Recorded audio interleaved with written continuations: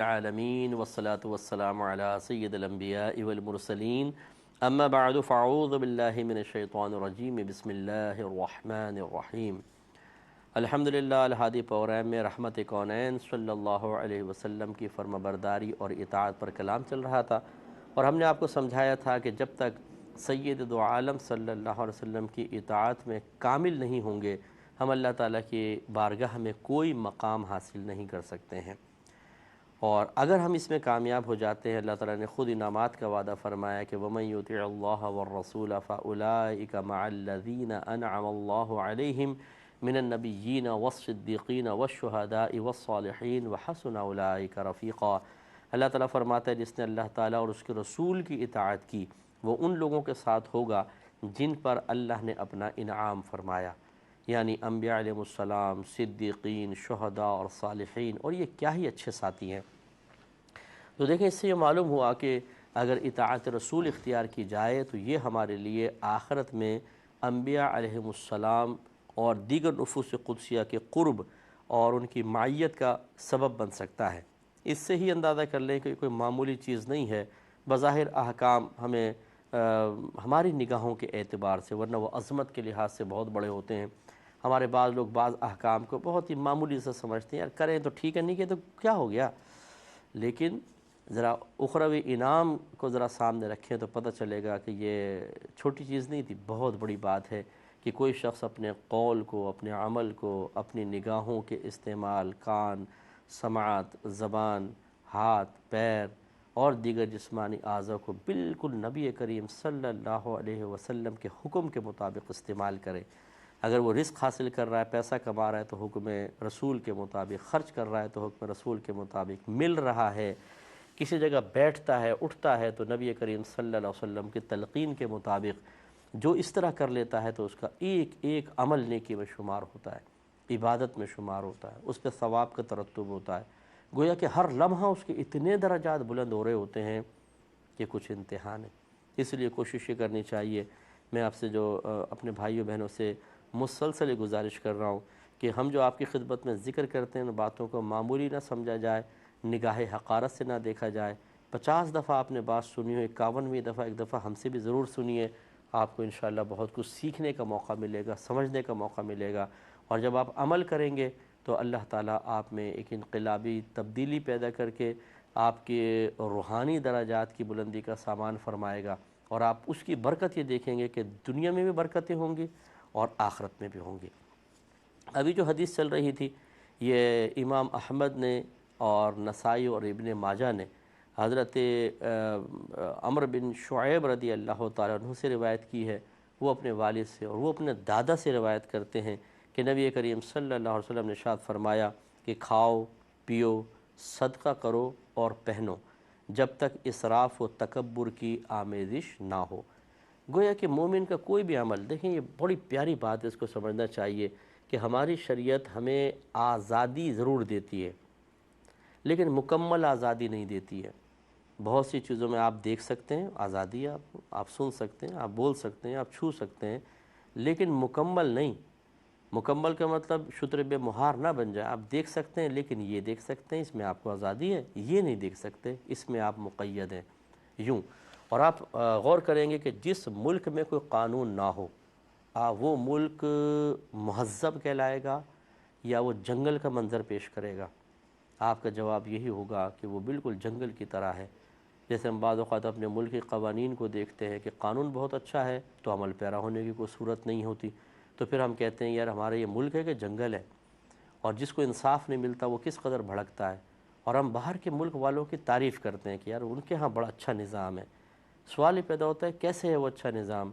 اس لیے کہ ان کے ہاں ایک قانون ہے، پھر اس قانون پر عمل پیرا ہونے کا ایک جذبہ بھی ہے۔ اگر کوئی جذبے سے نہیں کرتا تو زبردستی کروایا جاتا ہے، تو ان میں ایک سلیقہ پیدا ہوا، قرینہ پیدا ہوا، ایک تنظیم ان میں نظر آتی ہے، اور وہ ان کو سب کے سامنے قابل تعریف بناتی ہے، حتیٰ کہ ایک دوسرے مذہب والا بھی ان کی تعریف کرنے پر اس لیے مجبور ہوتا ہے کہ وہ ایک سلیقہ شعار قوم ہے۔ یہ چیزیں ذرا سمجھنے والی ہوتی ہیں۔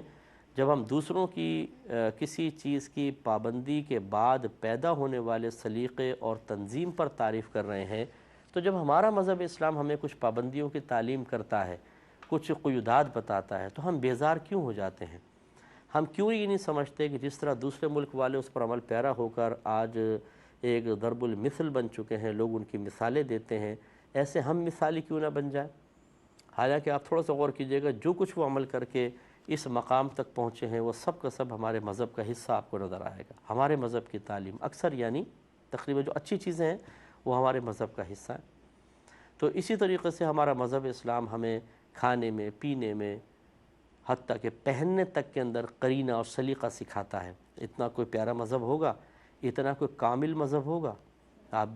ہم تو اکثر یہ چیلنج کرتے ہیں، شرطیہ کہتے ہیں، تمام مذاہب اور ادیان جو آج کل دنیا میں معروف ہیں ان کو سامنے رکھیں، ایک طرف مذہب اسلام کو رکھیں، اور یہ کہا جائے کہ جو پرفیکٹ ثابت ہو جائے، جو کامل ترین ثابت ہو جائے اس کو اختیار کیا جائے، اور پھر آپ دیکھیں کہ انشاءاللہ کوئی بھی ایک بھی وہاں موجود ایسا نہیں ہوگا جو اسلام قبول نہ کرے، کیونکہ سب سے پرفیکٹ ہمارا اسلام ہے، کامل ترین اور تفصیل کے ساتھ۔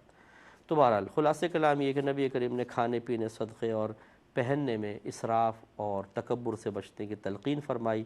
یہ حکم پورا کرنا واجب ہے، یاد رکھیں، کیونکہ اسراف بھی حرام ہے اور تکبر بھی گناہ ہے۔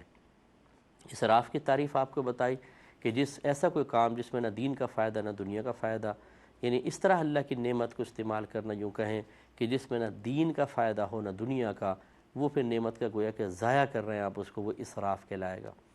اور تکبر کا مطلب ہوتا ہے کہ اپنے کسی مسلمان بھائی کو اپنی ذات سے حقیر اور کمتر، اور اپنے آپ کو کسی بھی وصف یا خوبی کی بنا پر اس سے برتر تصور کرنا، یہ تکبر ہے اور یہ قلبی مرض ہے۔ تو اب ان دونوں چیزوں کے اندر دیکھیں، کھانے پینے میں اسراف نہیں ہونا چاہیے، میں نے آپ کو سمجھایا، کھا رہے ہیں تو اتنا ہی بنائیں گھر میں، یا اتنا ہی پلیٹ میں اتاریں جتنا آپ کھا سکیں۔ بعض اوقات ایسا ہوتا ہے ہم پلیٹ میں چھوڑ دیتے ہیں، آدھا کھاتے ہیں آدھا چھوڑتے ہیں، کچرے میں جاتا ہے، غلط جگہ، مناسب نہیں۔ ہاں اگر یوں ہو رہا ہو کہ آپ نے جتنا کھایا اور جو بچ گیا، جیسے گھر کی ماسیاں ہوتی ہیں بعض اوقات، وہ بلا جھجک کہتی ہیں، ان بیچاروں کے کھانا میسر نہیں ہوتا، اتنے اچھے کھانے کو نہیں ملتے، بعض گھروں میں اچھے کھانے بنتے ہیں، تو وہ کہتے ہیں جتنا بچے ہمیں دے دیا کریں۔ اور پھر وہ میں نے مطلب ہمارا مشاہدہ یہ ہے کہ وہ صرف خود نہیں کھاتے بلکہ جا کر جو ان کے ہاں غریب اطراف میں رشتہ دار وغیرہ ان کو بھی کھلاتے ہیں۔ تو گویا کہ اگر ایک گھر میں تھوڑا سا زیادہ کھانا بن کر ایک ماسی کے ذریعے 5 غریب گھروں میں پہنچ جائے تو پھر تو اس میں اسراف کا کوئی بھی تصور نہیں ہے، پھر تو چاہے آپ تھوڑا سا زیادہ بنا لیں، لیکن پھر بھی پلیٹ میں اتاریں تو اتنے ہی اتاریں جتنا آپ کھا سکتے ہیں، یوں نہ ہو کہ وہ ماسی کے منہ کا بھی نہ رہے اور وہ پھر کچرے کے اندر ہی پھینکے، یہ قطعاً غیر مناسب ہے۔ تو خلاصہ کلام یہ کہ کھانا پینا اگر بچ جاتا ہے، انسان کو کسی کو دے دیا یا جانور کو ڈال دیا آپ نے، تو یہ اسراف میں نہیں آئے گا، ورنہ اسراف میں داخل ہوگا۔ اور ان میں تکبر نہیں ہونا چاہیے کہ آپ کھانے پینے کے بنا پر، جیسے مثال کے طور پہ شادی بیاہ ہے، یہ بعض لوگ تکبراً کھانا کھلاتے ہیں، بھئی فلاں رشتہ دار کی شادی میں کتنے قسم کے کھانے تھے؟ 4، ہم 6 بنائیں گے، ان کے 10 تھے ہم 20 بنائیں گے، اگر ان کے ہاں ایک آئٹم تھا ہم 4 آئٹم رکھیں گے، اگر ان کے ہاں مثال کے طور پر ایک سویٹ ڈش تھی تو ہم 4 سویٹ ڈشز رکھیں گے۔ یہ ہمارے ہاں ہوتا ہے، اور پھر اس پہ تکبر، فخر کرنا۔ چلو ایک تو ہے نا کہ زیادتی آپ نے کی، اس میں کوئی جہت نکلے، میں تکبر کی چونکہ مثال دے رہا ہوں، پھر اس پہ تکبراً دوسرے کو تم نے کتنا، ارے اس نے 2 کھلائے تھے ہم نے 10 کھانے کھلائے، یہ تکبر ہے کھانے پینے میں، اور ایسا نہیں ہونا چاہیے۔ تیسرا سرکار نے جو پہننے کا فرمایا، پہلے اس کو لے لیتے ہیں، اس میں بھی نہ اسراف ہو نہ تکبر۔ اسراف کی صورتیں یہ کہ آپ کپڑا بنائیں اور پھر تھوڑا سا پہن کے اس کو پھینک دیں اور کسی غریب کو نہ دیں، پوچا بن گیا ہے جی گھر کا، یہ نعمت کا ضیاع ہے۔ اگر آپ نہیں پہنتے تو کسی غریب کو دے دیں، وہ بیچارہ پہن لے گا اور خوشی سے پہنے گا، اس طرح ضائع نہیں ہوگا۔ اور یوں بھی نہیں کہ کپبورڈ میں پڑے ہوئے ہیں، نہ پہن رہے نہ کچھ، نہ کسی اور غریب کے کام آ رہے ہیں، الماری کی الماریاں بھری ہوئی ہیں۔ بعض خواتین ایسی ہوتی ہیں ان کو بڑا شوق ہوتا ہے، ایک دفعہ پہنیں گی، 2 دفعہ پہنیں گی، تیسری دفعہ پہننا بس وہ ختم، اور بھری ہوئی ہیں الماریاں، جوتیاں دیکھیں تو ایک سے ایک ڈیزائن کی، جیولری پڑی ہوئی ہے، میک اپ کا سامان فالتو پڑا ہوا ہے، ضائع ہو رہا ہے، یہ اسراف ہے، یہ نہیں ہونا چاہیے۔ اور پھر اس طرح تکبر پہننے میں نہیں ہونا چاہیے کہ اعلیٰ درجے کے کپڑے پہن کر، مہنگے کپڑے پہن کر، یہ خصوصاً خواتین کے اندر ہوتا ہے کہ زیادہ مہنگے کپڑے وغیرہ پہن کے، اور پھر شادی بیاہ کی تقریبات کے اندر جان بوجھ کے انگوٹھیاں پہن کے یوں کریں گی اور پھر یوں دکھائیں گی انگوٹھیاں تاکہ سامنے والی کو نظر آ جائے وہ جلے سڑے کڑے اور پھر وہ کہیں گی بھی دوسرے کو بڑی سڑ رہی تھی، میں تو جان بوجھ کے انگوٹھی دکھائی اس کو، لیکن یہ نہیں سوچتی کہ وہ جا کے آپ کی غیبت بھی کرتی ہے، وہ برا بھلا کہتی ہے، آپ کو ریاکارہ کہتی ہیں، اور پتہ نہیں کیا کچھ مطلب آپ کے اوپر کمنٹس پاس کرتے ہیں، لیکن ہمیں اس کی پرواہ نہیں ہوتی۔ اور پھر حقیر سمجھنا، غریبوں کے پاس بیٹھنا، ان سے ہاتھ ملانا پسند نہیں کرتے ہیں اپنے لباس کی وجہ سے، یہ غلط ہے۔ تو اسراف اور تکبر۔ اب آخر میں ہے صدقہ۔ صدقے کا مطلب ہوتا ہے اللہ تبارک و تعالیٰ کی رضا کی خاطر کچھ خرچ کرنا۔ اس میں بھی سرکار فرماتے ہیں اسراف کا تصور ہے۔ اس میں اسراف کا تصور کیا ہے کہ اس طرح خرچ کر دینا کہ اپنے لیے کچھ بھی باقی نہ رکھا جائے اور گھر والے اس میں تکلیف میں مبتلا ہو جائیں۔ اب اس میں گویا کہ زیادہ اگر آپ نے دیا ہے تو اس میں کوئی یہ تو نہیں ہے کہ ضائع کر دیا آپ نے، اللہ کی بارگاہ میں تو جتنا دیں بہت اچھا ہے، لیکن اس میں ایک یوں اسراف کا پہلو اس جہت سے نظر آتا ہے کہ اپنے گھر والوں کا حق آپ نے ضائع کر دیا۔ بعض اوقات اپنی اولاد کو ضرورت ہوتی ہے، انسان سارا صدقہ کر دے، ایسا صدقہ محمود نہیں ہے۔ ہاں اگر گھر والے راضی ہوں پھر کریں، اس میں کوئی حرج نہیں، اور پھر گھر والے ہوں بھی ایسے کہ ان کی طبیعتیں اس قسم کے تکلیف کو سہنے کی عادی ہوں، اللہ کی رضا پر راضی رہتے ہوں، صابر ہوں، پھر کوئی حرج بھی نہیں ہے۔ جیسے صدیق اکبر رضی اللہ تعالیٰ عنہ پر اسی لیے کوئی اعتراض نہیں ہوگا کہ آپ نے گھر کا سارا سامان لا کے نبی کریم صلی اللہ علیہ وسلم کو دیا ہے، کیونکہ آپ کے گھر والے آپ کے ساتھ تھے، ان کے ذہن آپ کے ساتھ مل رہے تھے، اور ان کی حاجات بڑی محدود تھیں، انہوں نے اپنی ضرورتوں کو محدود کیا ہوا تھا۔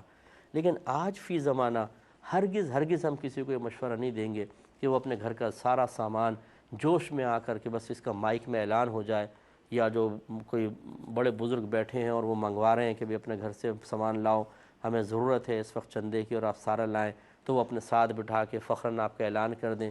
صرف اسی کیفیت کو حاصل کرنے کے لیے انسان سب کچھ کر دے اور بعد میں پھر وہ پچھتاتا نظر آئے، گھر والے پریشان ہیں، یہ بیٹھے ہوئے ہیں۔ اب یہ اس دور میں بڑی احتیاط کرنی چاہیے، اور اس کی مثال میں آپ کو دیتا ہوں کہ ایک صحابی کا وصال ہونے لگا تو انہوں نے عرض کیا رسول اللہ صلی اللہ علیہ وسلم میں یہ چاہتا ہوں کہ اپنا تمام مال صدقہ کر دوں۔ رحمت کونین صلی اللہ علیہ وسلم نے دریافت فرمایا تو ان کے وارث موجود تھے، تو آپ نے ارشاد فرمایا کہ نہیں، کچھ باقی رکھو۔ عرض کیا رسول اللہ پھر نصف کر دوں کہ نصف رکھ لوں؟ نصف فرمایا یہ بھی نہیں۔ تو عرض کیا رسول اللہ پھر 3 حصے کر لوں مال کے کہ ایک حصہ صدقہ کر دوں، 2 حصے اپنے پاس رکھوں؟ سرکار نے فرمایا ہاں یہ ٹھیک ہے۔ اسی لیے یہ اس سے شرعی مسئلہ نکلا کہ اگر کوئی مرنے والا وصیت کرتا ہے، مالی وصیت، تو یہ مال وراثت کے تہائی میں جاری ہوگی۔ ایک حصہ صدقہ کر سکتے ہیں لیکن 2 حصے بہرحال ورثاء کا حق رہے گا۔ اب آپ بتائیے، ہمارے آقا صلی اللہ علیہ وسلم جو اللہ تعالیٰ کی بارگاہ میں درجات کی بلندی کے سلسلے میں خود بہت زیادہ کوشش کرتے ہیں اور امت کو ترغیب بھی دیتے ہیں، وہ یہ فرما رہے نہیں سارا صدقہ نہیں کرو، 1/3 کرو۔ کیوں؟ باقی مال کو کیوں روکا گیا؟ باقی مال بھی صدقہ ہوتا، درجات کی بلندی ہوتی۔ وہ اس لیے کہ اس میں دوسرے کے حق میں کوتاہی ہو رہی ہے۔ یہ بس پوائنٹ سمجھنے والا ہے۔ تو خلاصہ کلام یہ ہے کہ پھر ہم نے بڑا مشاہدہ کیا ہے کہ لوگ جو قریبی ماحول ہوتا ہے اس کا اثر قبول کر کے اس سے باہر سوچنے کے لیے تیار نہیں ہوتے۔ مثلا ایک دم کوئی پر اثر سی تقریر ہوئی، اب اس کو خود ضرورت ہے، پیسے جیب میں ہیں، بچوں کی فیسیں بھرنی ہیں، گھر کا راشن لے کر آنا ہے، لیکن ترغیب دی یہ کرو گے ایسا ہوگا ایسا ہوگا ایسا ہوگا۔ کون ہے جو اللہ کے لیے اپنی جیب خالی کرے؟ مثال کے طور پہ اب یہ جوش میں کھڑے ہو گئے، میں دیتا ہوں جی، سارا دے دیا، واہ واہ ہو گئی، نعرے بھی لگ گئے، وقتی طور پہ مزہ بھی آیا۔ لیکن میں نے ایسے لوگوں کو اس محفل کے اختتام پر جب وہ ساری رونق ختم ہو گئی، اب کوئی تعریف کرنے والا نہیں ہے، اب کوئی تھپکیاں دینے والا نہیں ہے، اب کوئی مرکز نگاہ بنانے والا نہیں ہے، جب اس کیفیت سے انسان باہر نکلتا ہے پھر پچھتاوا ہوتا ہے، پھر دکھ ہوتا ہے، پھر غم ہوتا ہے، پھر وہ ایسے صدمے سامنے آتے ہیں بعض اوقات کہ یہ بیچارہ جو ایک عارضی کیفیت میں مبتلا ہو کر جوش میں بڑا کام کر بیٹھا، وہ پچھتاتا رہتا ہے کہ میں نے کیا کر دیا، پھر گھر والوں کے تانے۔ تو سمجھانا یہ مقصود ہے کہ صدقہ ضرور کریں لیکن اس میں اعتدال قائم رکھیں۔ میرے آقا صلی اللہ علیہ وسلم نے ارشاد فرمایا کہ اوپر والا ہاتھ نیچے والے ہاتھ سے بہتر ہے۔ اس کا مطلب یہ ہے کہ آپ اتنا اپنے پاس رکھیں کہ آپ تسلسل سے تھوڑا تھوڑا دیتے رہیں، یہ اس سے کہیں زیادہ بہتر ہے کہ سارا دے دیں اور پھر آپ کو ہاتھ پھیلانا پڑے۔ یہ سمجھنے والی بات ہے۔ اور یہ بھی آپ کو حدیث سنائی تھی کہ میرے آقا صلی اللہ علیہ وسلم نے ارشاد فرمایا کہ ایک باپ اپنی اولاد کے لیے کچھ چھوڑ کر مرے، یہ اس سے کہیں زیادہ بہتر ہے کہ انہیں اس حال میں چھوڑ جائے کہ ان کے پاس کچھ بھی نہ ہو اور وہ دوسروں کے سامنے دست سوال دراز کریں۔ یہ بڑی پیاری بات ہے۔ اس کا مطلب یہ ہوا، دیکھیں خود ترغیب دے رہے ہیں سرکار کہ کچھ مال جمع بھی رکھو، اپنے لیے بھی اور دوسروں کے لیے بھی۔ اور حضرت سفیان ثوری رحمۃ اللہ علیہ کا یہ واقعہ کس قدر ایمان افروز ہے کہ کچھ لوگ آپ کے وفات کے وقت آپ کے پاس آئے تو آپ کا تکیہ تھوڑا سر کا، تو انہوں نے دیکھا کہ اس کے نیچے سونے کی اشرفیاں پڑی ہوئی ہیں، 300 دینار تھے۔ تو ایک شخص نے دوسرے کو اشارہ کیا کہ دیکھیں، مطلب کہنے کا شاید مطلب یہ ہوگا، یہ اشارہ اس طرح کا کیا کہ بزرگ ہیں اور سونا رکھا ہوا ہے اپنے پاس، دیکھیں پیسہ رکھا ہوا ہے۔ حضرت نے اس کو محسوس فرما لیا، تو آپ نے ان سے فرمایا کہ یہ میں نے اس لیے اپنے پاس رکھا کہ جب بھی میں صبح اٹھتا اور شیطان مجھ سے کہتا کہ آج تو کھائے گا کہاں سے، کیسے تیرا گزارا ہوگا، تو میں کہتا میرے تکیے کے نیچے 300 دینار پڑے، تو وہ شیطان بھاگ جاتا تھا اور وسوسے ڈالتا تھا اور میں یکسوئی سے اللہ کی عبادت کرتا تھا۔ اب میں تمہیں وصیت کرتا ہوں کہ یہ پیسہ اللہ کے راہ میں صدقہ کر دو۔ یہ دیکھیں کتنی پیاری حکمت ہے، یہ سمجھنے والی بات ہے۔ بعض لوگ، سادہ قسم کے لوگ، فقط جوش میں کام کرتے ہیں اور پھر ہاتھ کٹوا بیٹھتے ہیں اور پچھتاتے رہتے ہیں۔ ایسے صدقے کا کیا فائدہ آپ کا کہ آپ بعد میں اس پہ پچھتائیں اور اللہ تعالیٰ کے بارے میں یا کسی بزرگ کے بارے میں ناراضگی کا اظہار کریں؟ یہ غلط ہے۔ اعتدال سے چلیں، انشاءاللہ کامیابی ہوگی۔ اللہ تعالیٰ عمل کی توفیق عطا فرمائے، آمین۔ وآخر دعوانا